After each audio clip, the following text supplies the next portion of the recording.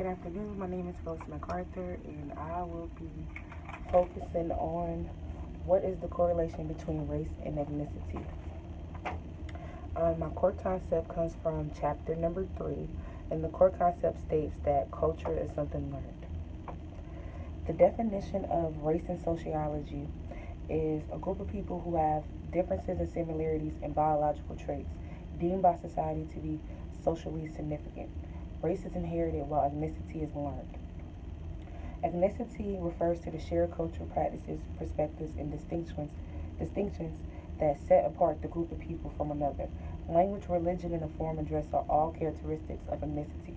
So pretty much race focuses on the physical features and ethnicity focuses on the shared culture between individuals. Ethnicity comes from the Greek word nation.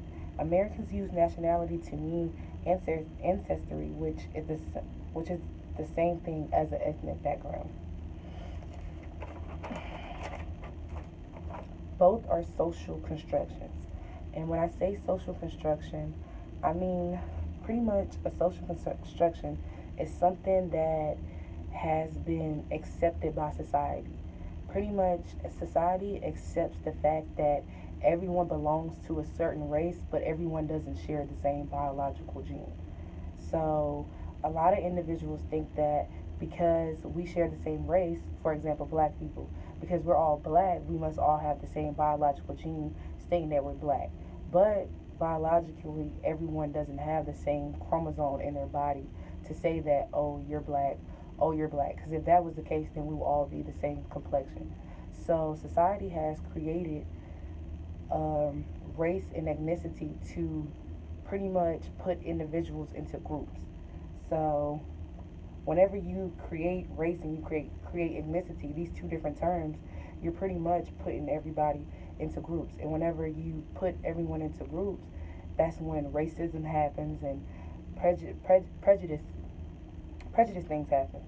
So that's what I mean when I say social construction. It's pretty much something that's built by society and something that has came to be accepted by society, but it's not necessarily good.